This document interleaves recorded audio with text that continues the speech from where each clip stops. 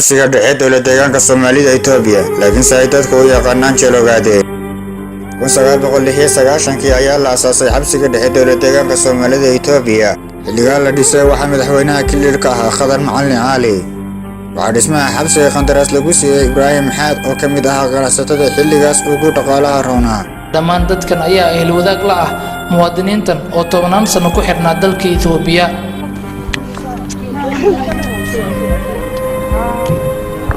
hooyo Xaawo Xasan Sheekh Ibraahim ayaa ilmeysay si qiiro leh u marxabeysay markii ay aragtay wiilkeeda oo 10 sano ka badan ku xirnaa magaalada Jijjiga laga fogeeyay xilliga 6 kiiloomitir dhinaca qorax ka soo baxay ee toga faafan laakiin saacada magaalada ayaa fitay oo dhaaftay labadii nin ay ninna qandaraaska dhismaha xabsiga bixiyay ninna oo dhismihiisa qandaraaska ku qaatay labadiiba isaga ayaa markii dambe lagu xiray oo hoy u noqday waxaa dadka lagu xiri jiray oo qolol u ahaa suuliyada meesha halkan waxaad maqashay suuliyada dadka lagu xiro waa suuliyadan weyn suuliyadan arkayso waa 4 soo jeedka ah iyo 4 sii jeedka jira marka waxa dhacaysa marmar in 4 suuli ah inta la buuxiyo 9 suuliba la buuxiyo ayaa min loo ogolaan dadka in ay saxara ahaan u sheekooyinka naxdinta leh maxaabiistu ka sheekeeyeen waxaa ka mid ah geeribka waa meel biyo xireen ah oo ku taala duleedka magaalada bisha ugu qabow sanadka ayaa dadka inta la ururiyay halkaas lagu guuri jiray halkan waxa ay xeradhigti bal oranay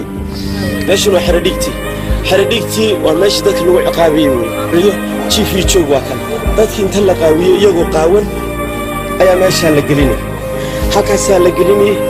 12 qof ama ilaa 10 qof halkaas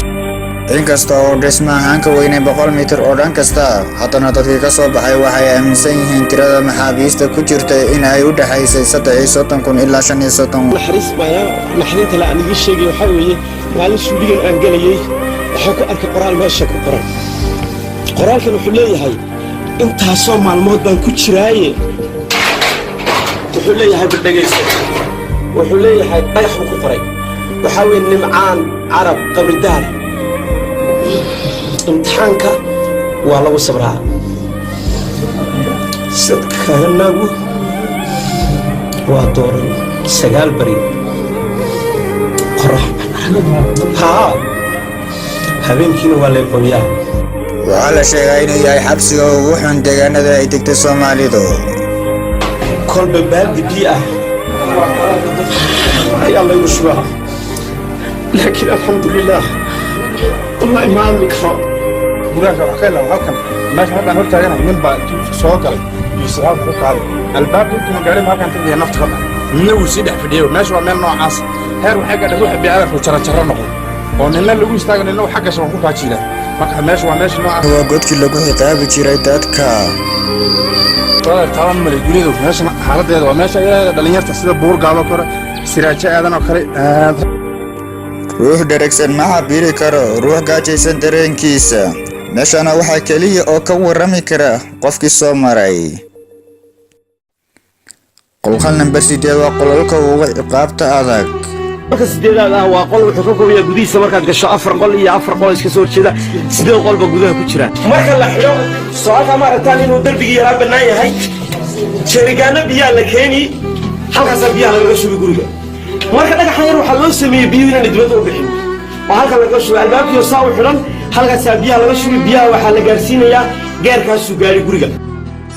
marka ay maxbuus ka dhibto ka dulbadato waxa uu sheegi jiray been abuur uu ruux kale been ka sheegayo waxa marka la soo xirana kiiska waxa loo yaqaanay kalugbax waxa albaabada loo laabay bishii Sebtembar 2018 waxaana lagu tala jiraa in laga dhigi doono goob dalxiis ama masaajid biraha aad aragtaan 300 qof 350 qof ma way ahayn biraha aad aragtaan oo lagu wada tukubayay waxa soo biraad aragtaan dadka ku tukubayay waxa uu imid intaasoo 100 qof oo aan socon karin oo halkan gurguranaysa oo dhulkan socodka baranaysa sida caruur yar oo leeyahay daadah haddaba waxay isweydiin mudan haddii laga dhigay masaajid ama goob dalxiis iyo ka hari doona magacii xabsigu